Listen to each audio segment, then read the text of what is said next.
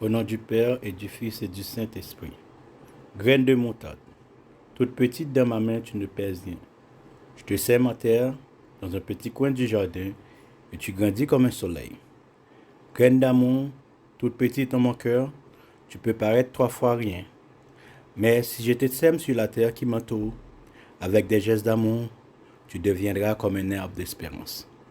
Aide-moi, Seigneur, à s'aimer tous les jours cette précieuse graine de moutarde qui vit en moi.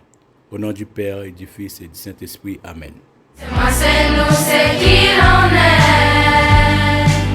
Samuel Genève.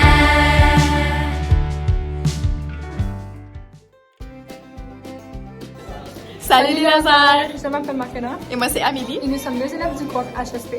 Comme vous avez remarqué, nous avons collé des post-it sur chacun de vos casiers. Donc il y a plusieurs bénéfices aux stations positives. Tout d'abord, celle-ci peut promouvoir une meilleure estime de soi et aussi vous donner une meilleure confiance et commencer la journée du bon pied. Alors, pourquoi tu attends? Commence pour y arriver!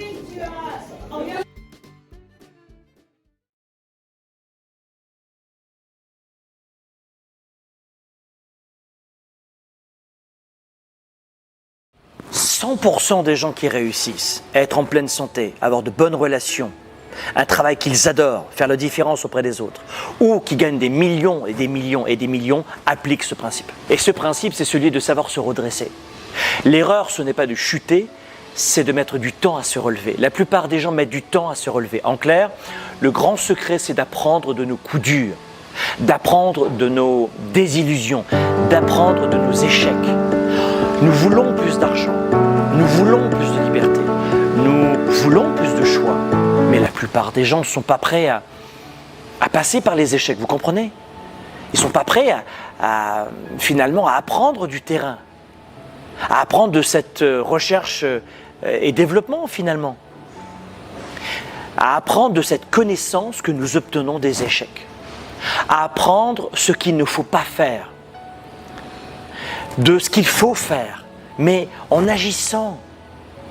Vous savez, la plupart des gens vont rester dans l'enthousiasme, dans le fantasme avant un projet. Et pendant le projet, à la moindre difficulté, le moindre virage, c'est terminé. Et les gens sont enthousiastes avant le défi. Mais ce qui provoque l'enthousiasme, c'est d'affronter les défis, d'affronter la pleine mer et la tempête. D'ailleurs, j'aime bien cette citation, vous savez, de Winston Churchill qui dit que la réussite, c'est d'aller d'échec en échec sans perdre son enthousiasme.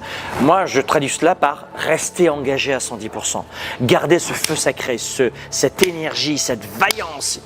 Et on se redresse. On chute, on se redresse. On chute, on se redresse. L'erreur, ce n'est pas de chuter, c'est de mettre du temps à se relever. Et je crois que c'est ça la définition de la vie. Sachez que ces échecs ne font que peaufiner vos actes. Les échecs, si tant est que ce soit des échecs, souvent un échec c'est quand tu abandonnes complètement, ça c'est un échec. Sinon c'est un résultat négatif, frustrant, décourageant, non prévu. Mais ce que le grand public appelle des échecs, c'est ce qui vient peaufiner nos actes, aiguiser notre pioche finalement, pour aller plus vite ensuite. Les échecs nous permettent d'aller plus loin, plus vite ensuite. Nous permettent d'être des experts de la vie. Vous savez, je crois que nous sommes à l'école de la vie et c'est un emploi à temps plein, on en a pris pour perpète. Et si on n'apprend pas la leçon de la vie, elle se représente.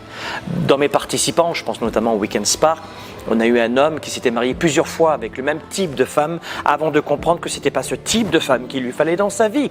Il n'avait pas retenu la leçon. Les leçons se répètent, autant apprendre le plus rapidement possible la leçon de la vie. Parce que c'est l'école de la vie. Et en apprenant de nos erreurs, ça c'est une bonne démarche, vous comprenez? On apprend ce qui est bon de ce qui n'est pas bon. Mais aujourd'hui, les gens veulent semer et récolter les fruits tout de suite. Ils veulent semer et manger le fruit. Ça ne marche pas comme ça, la vraie vie. Et notamment dans l'entrepreneuriat. Vous savez, les personnes qui réussissent le mieux, dans tous les départements, employés, entrepreneurs, papa, maman, étudiants, tous les gens qui réussissent le mieux dans tous les principaux départements de la vie, relations, santé, travail et puis argent, eh bien ce sont des gens qui savent comment rebondir et se redresser rapidement. Apprendre de ces expériences douloureuses comme des bonnes, c'est ça la vie. C'est ça la réussite.